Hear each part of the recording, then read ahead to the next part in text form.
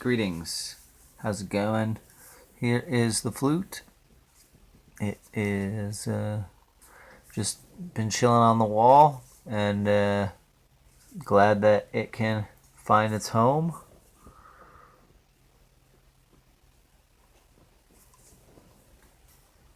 Okay. Simple fingering here, just 4 holes, and this is where you blow from. Just generally piece fingers, like, is the way to play this thing. If your fingers are a little shorter, you can switch to ring finger if you want to, but I find that it's easy to do this kind of claw method thing with the flute. And you can play it any way you want because it's only 4 holes. So right hand on the bottom or right hand on top doesn't really matter. I'm sure your friend will instruct you on, the traditional way to hold a side flute or a transverse style flute. So basically, give it the old finger placement. And the first thing to try to do with this one is to just get a sound out of it without any holes closed. That's the easiest way first. And then you can slowly close, like, the top 2 holes and then the bottom holes.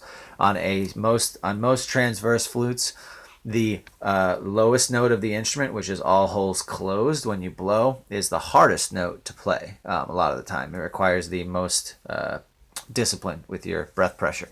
So start off playing the top note to get the embouchure right. And once the embouchure is right, then you can just start incorporating your fingers once you can hold and make the instrument toot successfully. So give you a little tutorial right in here, like right under your lip, like right where, the place it starts to kind of curve in this area. It's very rounded. So you can rest the side of the flute on this space. Okay, and the hole should always generally be facing up in relation to your hands and your head,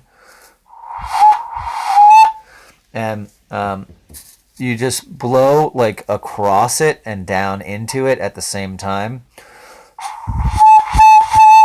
And if you rotate it while all these holes are open, this is like completely up.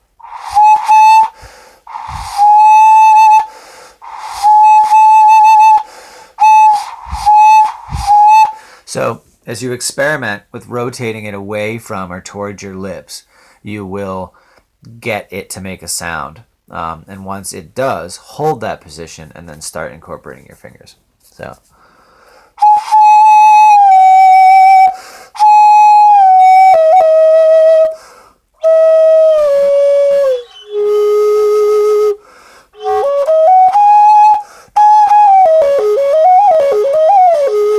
So there's not too many notes with this particular piece, mainly just for, I would say, meditation purposes. But it does give you a range of, 5 different notes. You could probably overblow maybe 2. Yeah, so if you blow twice as hard with all holes closed, you'll get another note. Doesn't necessarily mean it's in tune with the rest of the piece, but it could be.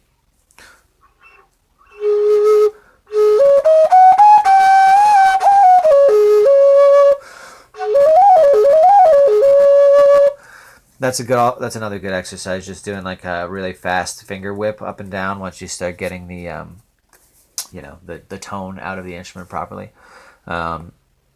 Very organic instrument. This is definitely as organic and straightforward as it gets. Not a lot has been done to this instrument. It's just a solid branch that I've hollowed out, and it's got crystals adorned inside of it and whatnot. There's some citrine, and these are amethysts. They're in there pretty good. This piece is all actually au naturel. It has nothing but beeswax kind of holding it all together, actually, especially here and with the crystals set in there. So don't keep this in a super warm environment. Keep it in, like, as room temperature, 70s, like, 60s and 70s generally is a good space for this to hang out in. Just don't play it like in the dead heat of the sun. on any given day, because these are held in there by hardened beeswax. So that's a good pointer. There's nothing else really that you should be too, you don't have to be too meticulous about this guy, but that's the one pointer that I could give you. Just don't play it in like a super, like anything like an 85 and above day. Like, just don't play it outside. It'll just it'll run the risk of making some of the wax melt. But for the most part, you can play this in most climates. Just don't overdo it is the main thing. About 15 minutes at a time is good.